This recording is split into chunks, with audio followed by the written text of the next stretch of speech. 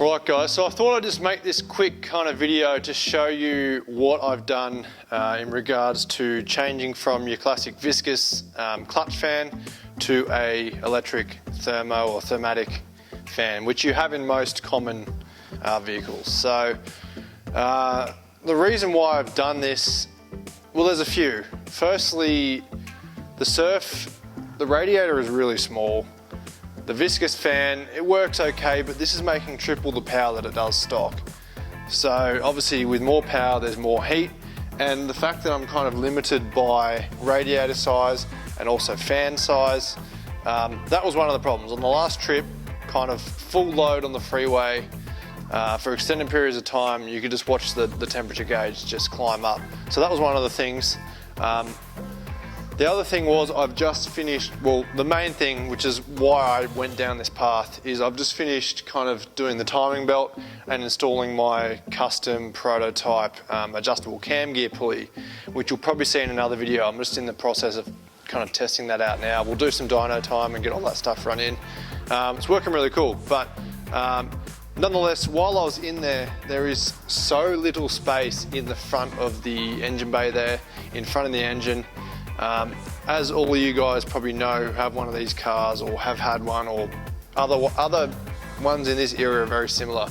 Especially the Surf, the engine bay is really short, and to adjust all your ancillary stuff like your alternator, AC is not too bad because it's right down the bottom, but also power steering pump to adjust the tension on those belts, or if you need to swap them out when you're on the trails, God forbid.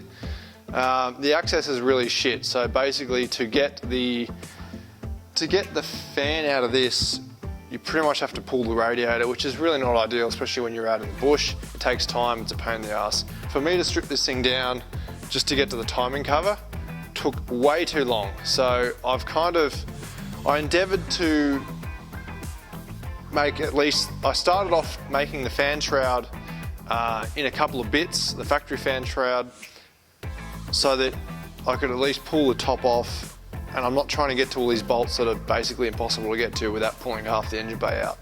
That didn't work, because ideally I do like a viscous fan because it's just basic, it's not going to really fail, but there is a time when it can be superseded by the right setup and the right fan. So I'll run you guys through what I've done on my car, which is basically the way that it should be done. I've done enough of these on my other cars, and plenty of R&D, and you'll see this is basically taken from what factory manufacturers do as well. So yeah, we'll go have a look. All right, so here's the setup. It's looking nice and clean. It took a very, very long time to do this. It was quite a packaging nightmare, but I kind of committed to it, and it's turned out really well and it's working really well. So essentially it's an FGX Falcon single thermo fan. The reason why I use this is because I run this in my ute, Toby, the 400 horsepower turbo Commodore. So it cools that really nicely.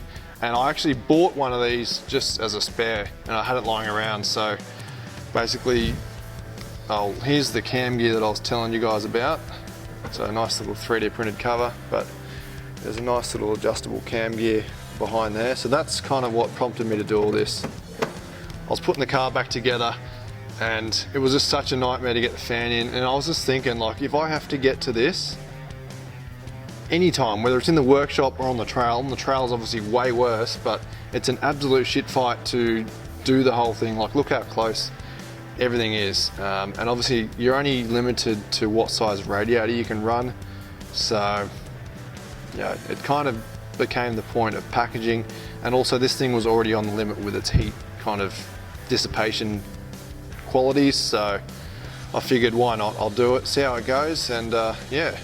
So the most important thing when doing a fan is firstly to use a good quality fan. So this is a factory Ford FGX Falcon fan, so genuine OEM fans, they last a very long time. I haven't really seen any fail. So that's a good choice.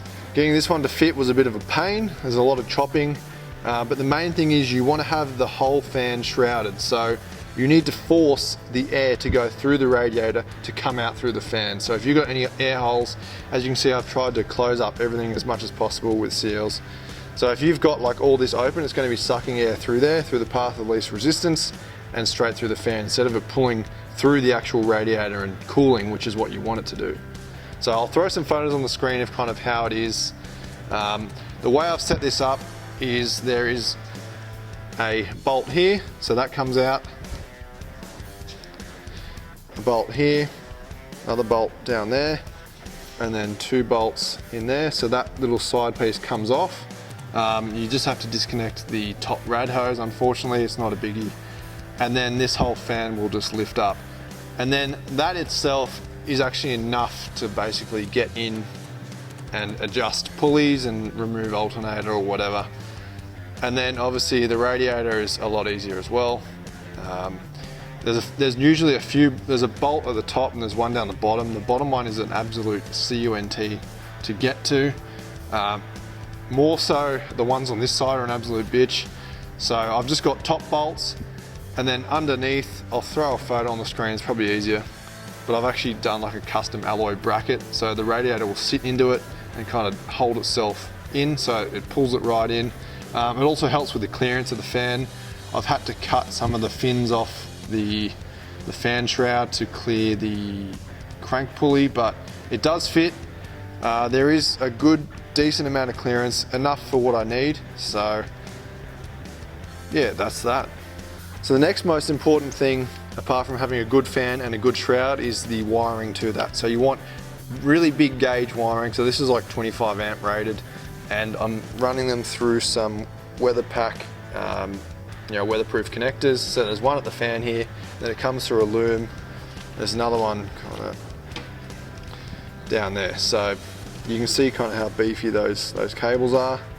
So that's another major thing, albeit this controller is really close to the fan, so there won't be much voltage drop, but you better to have more than less, because these things can pull a fair bit of current. So driving the fan is this awesome Davies Craig dual thermatic fan controller. So I run one of these in my ute and also in the FOS. I do trigger these from the factory output from the ECU, but they're just a solid unit, and they're a good backup in case anything fails. You've still got this that you can actually use. But that's basically it, nicely mounted to the firewall, out of the way. These are pretty well waterproof, so that's why I have done it in the engine bay. Not too much crud gets up the back there, so that should be fine. And you can see over here, which I've tapped a 1/4 inch NPT temp bung. So this is a attachment for this. You can get either a probe that kind of slips into the radiator fins, or you can get one of these. I've got both. I do keep the one for the fins as a backup just in case, but that's all good. The really cool thing is as well, if that fails or is disconnected, the circuit kind of goes into automatic always on. So that's a good handy thing. So in the way that I've got this wired up, you can see I've got this 3-way switch. So I'll turn the ignition on. So basically it's the 3 positions. So the middle position is off. So that gives 0 power to this. So if you're going through like a river crossing or something where your fan is probably going to be underwater, it'd be a good idea to turn this off. So I've got these 3 modes. So up with the red light, that's normal mode. So you can see here the temperature is illuminated, so it's 31 degrees kind of ambient temp. So if you long press the button, you can see that that is your kind of turn on temp. So I've got it at 88 degrees C. So essentially once this sensor, which it's mounted in the same spot that all the other coolant temp sensors are, so they all read the same. Once that gets to 88 degrees, it'll turn fan 1 on, and then after 10 seconds it'll turn fan 2 on, and once it gets 5 degrees below the set temperature, it will turn back off. So the other thing I've done, because this fan is only single speed, I've actually run both 1 and 2 into the one basically input for the fan. So when fan 2 comes on, there's also an extra current boost. You can slightly hear it pick up. But the main reason was, if for instance fan 1 fails, at least fan 2 is going to turn on and it will still turn the fan on. It's just a good fail safe, and it also kind of shares the load of the current. albeit these fans are pretty good current wise. They don't pull a shit ton like other fans I've used, but they do flow well. And then if I click it all the way down to the green, this is the manual override, which you can hear the fan is on now.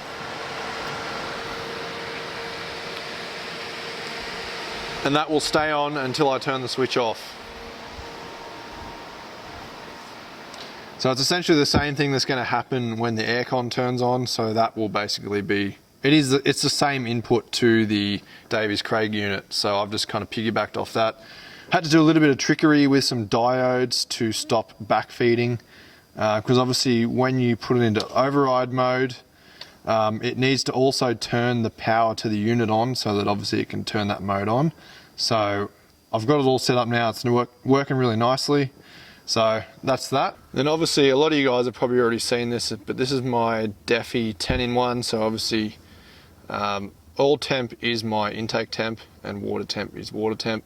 So they're reading pretty close to ambient. The water temp reads basically within a degree of the temp for this, so that's all good. Instrumentation is key. I've obviously got my EGT here, so that is pre-turbo, which is where it should be. And yeah, it's a good idea, especially if you kind of done a bit of work to your car and it's not stock anymore. It's a good idea. Well, even if it is, it's a good idea to have instrumentation because you can see what's going on and you can kind of usually catch a problem before it rears its ugly head.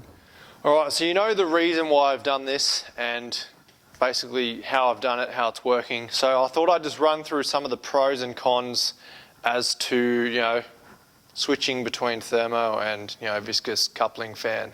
So I guess I'll start with the pros.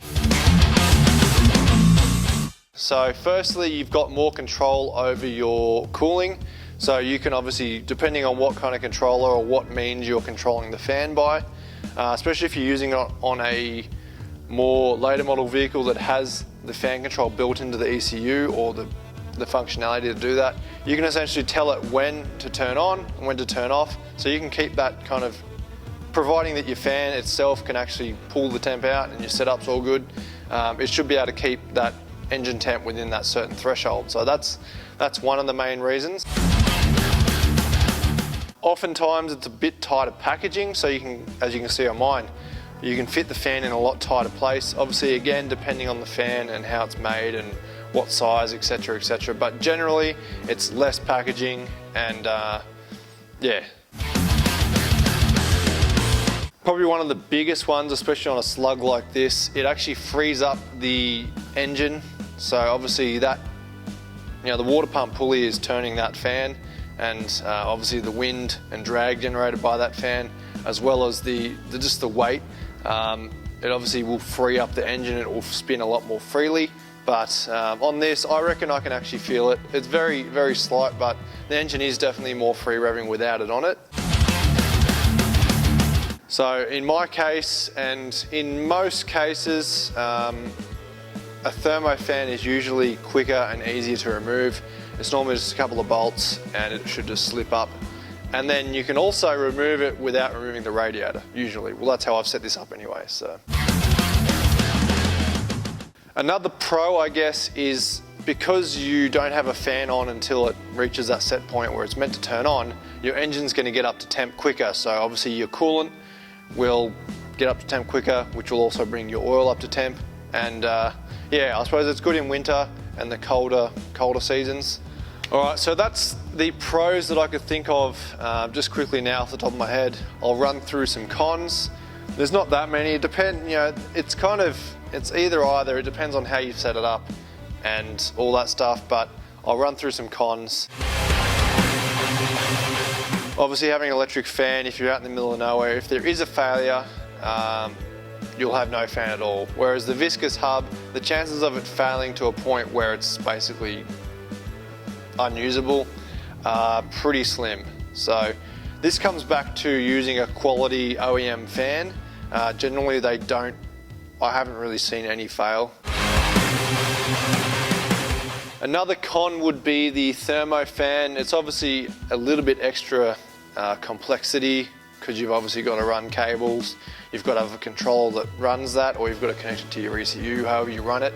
But probably being a little bit picky, but you know, it is a con, I guess, because it's more work to do, potentially more things to go wrong, I suppose. So.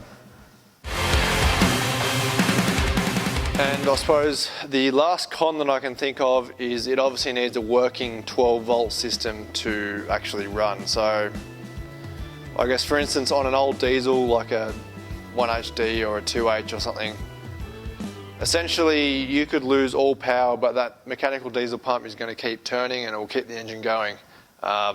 You won't have power, like if your alternator shits itself, for instance, so you won't be able to use the fan. But the chances of that happening again are pretty slim. Yes, it does happen, but you know, usually there's a way around things. But for me, that's not really an issue. It's EFI anyway, so if the 12-volt system's dead, the whole car's dead, basically. So that's about all I could think of in regards to pros and cons. So I've been doing a fair bit of testing with it over the last few days. It seems to work really well. It's just a matter of kind of tweaking where the temperature or what threshold you start, because obviously there's going to be a bit of an overlap between when the fan turns on and what temp goes into the radiator before the fan starts pulling it out. So I kind of want, once I get to about 90 degrees C, for the fans to turn on and pull that back down to kind of 85, 86. So with it set to 90, it kind of overshoots to maybe 92, sometimes 94, depending what kind of load I'm under and how prolonged that load is. But I haven't actually overshot that yet. I'm keen to really get it out on the open road, on a trip, kind of like full load on the freeway up a hill or something for an extended period of time. So we'll see how that goes, but so far it's looking good. And yeah, like you saw, I do have the manual override mode, so if I know I'm coming up to a hill or it's going to be kind of prolonged load, I can just flick that on and the fan will be on all the time.